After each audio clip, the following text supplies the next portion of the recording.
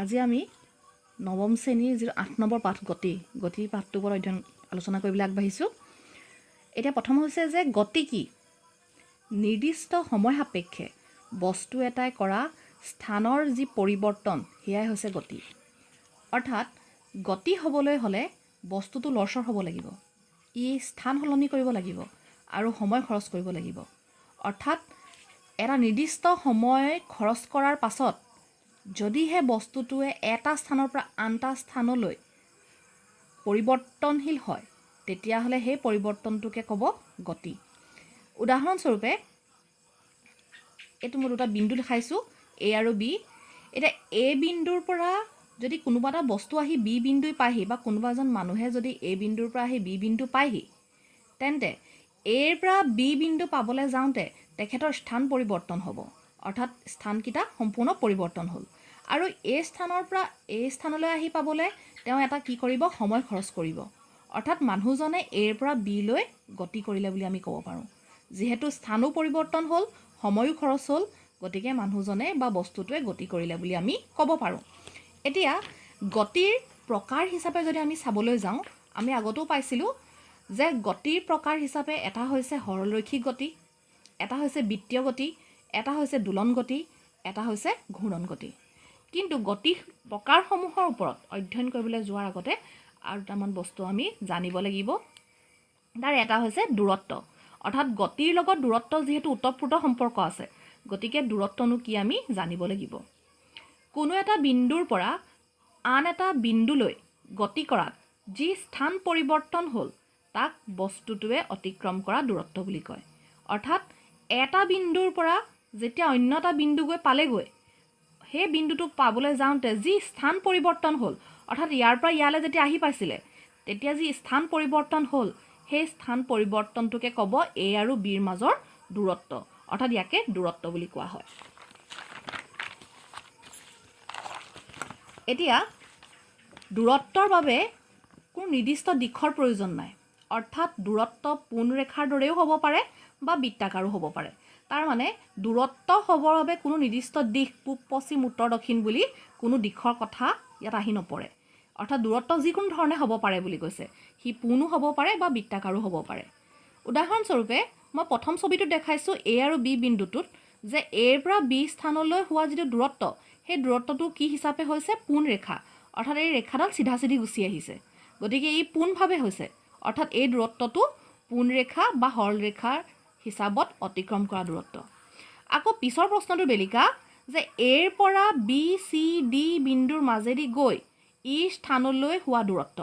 এ বিন্দুৰ পৰা B C ডিৰ মাজেদি হৈ ইলৈ হোৱা দূৰত্ব বুলি কৈছে। ইয়াত এৰ পৰা বিলৈও দূৰত্ব হৈছে, বিৰ পৰা চিলৈও দূৰত্ব হৈছে, আকৌ এৰ পৰা চিলৈও দূৰত্ব হৈছে, চিৰ পৰা ডিলৈও হৈছে, বিৰ পৰাও ডিলে হৈছে, আকৌ এৰ পৰাও ডিলে হৈছে। একেদৰে চিৰ পৰাও ইলে হৈছে বা ডিৰ পৰাও ইলে হৈছে, বিৰ পৰাও ইলে হৈছে, এৰ পৰাও ইলে হৈছে। তাৰমানে ইয়াত প্ৰতিটো স্থান, প্ৰতিটো বিন্দুলৈ একো একোটা আমি দূৰত্ব হৈছে বুলি ক'ব পাৰোঁ।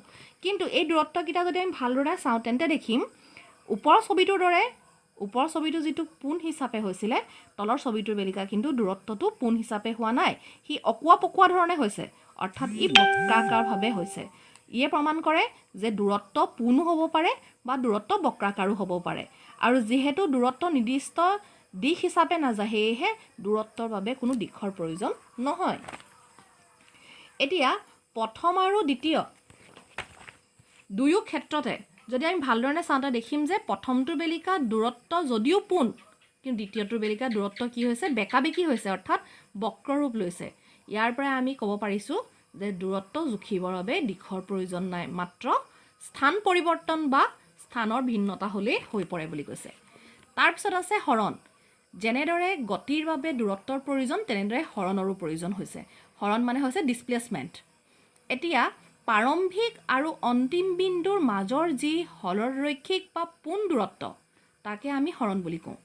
অৰ্থাৎ বস্তু এটাৰ প্ৰাৰম্ভিক আৰু অন্তিম অৱস্থানৰ মাজৰ যি নিম্নতম দূৰত্ব, তাক আমি হৰণ বুলি কওঁ। অৰ্থাৎ হৰণ হ'বলৈ হ'লে বস্তুটোৰ আৰম্ভণি আৰু অন্তিম সেই দুইটা বিন্দুৰ মাজৰ যিটো পোন বা সৰল ৰৈখিক দূৰত্ব সেইটোৰ প্ৰয়োজন হয় হৰণ নিৰ্ণয় কৰিবলৈ হ'লে দিশৰ প্ৰয়োজন হয় দূৰত্বৰ বেলিকা আমি পাইছিলোঁ যে দিশৰ প্ৰয়োজন নাই কিন্তু হৰণৰ বেলিকা আমি পাম যে দিশৰ প্ৰয়োজন আছে হৰণ কেতিয়াও বক্ৰাকাৰ দূৰত্ব নহয় অৰ্থাৎ হৰণ কেতিয়াও বেকাবেকি হ'ব নোৱাৰে ই সদায় সৰলৰৈখিকভাৱেহে গতি কৰিব লাগিব কিন্তু ই অন্তিম আৰু প্ৰাৰম্ভিক বিন্দু যদি কিবা কাৰণত একে হৈ পৰে যদিও হৰণ মানে হৈছে অন্তিম আৰু প্ৰাৰম্ভিক বিন্দুৰ মাজৰ দূৰত্ব কিন্তু কিবা কাৰণত যদি অন্তিম আৰু প্ৰাৰম্ভিক বিন্দু একে হয় তেন্তে হৰণ কি হৈ পৰিব শূন্য হৈ পৰিব অৰ্থাৎ দূৰত্ব কেতিয়াও শূন্য নহয় দূৰত্ব সদায় বাঢ়ি বাঢ়ি গৈ থাকে কিন্তু হৰণ কেতিয়াবা শূন্যও হ'ব পাৰে উদাহৰণস্বৰূপে